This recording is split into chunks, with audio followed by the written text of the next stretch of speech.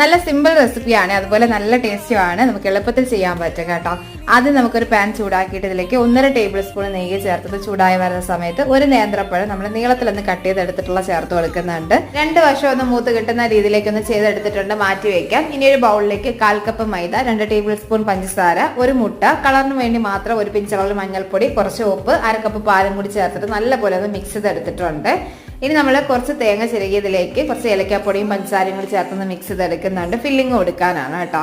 ഇനി നമ്മൾ സെയിം ആ ഒരു പാനിൽ തന്നെ കുറച്ച് നെയ്യും കൂടി വേണമെങ്കിൽ ഒഴിച്ചു കൊടുക്കുക. എന്നിട്ട് നമ്മൾ എടുത്ത് വെച്ചിട്ടുള്ള മാവൊന്ന് ഒഴിച്ചു കൊടുക്കുന്നുണ്ട്, കുറച്ചൊന്ന് ബാക്കി വെക്കണേ.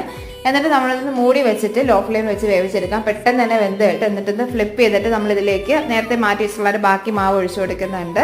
പിന്നെ നമ്മൾ ഫില്ലിംഗ് ആയിട്ട് ആ ഒരു മൂപ്പിച്ച നേന്ത്രപ്പഴവും ആ ഒരു തേങ്ങയുടെ മിക്സും കൂടി കൊടുത്തിട്ട് മൂടി വെച്ചിട്ട് ലോ ഫ്ലെയിമിൽ തന്നെ വേവിച്ചെടുക്കാം. പെട്ടെന്ന് തന്നെ വെന്ത് കിട്ടും കേട്ടോ.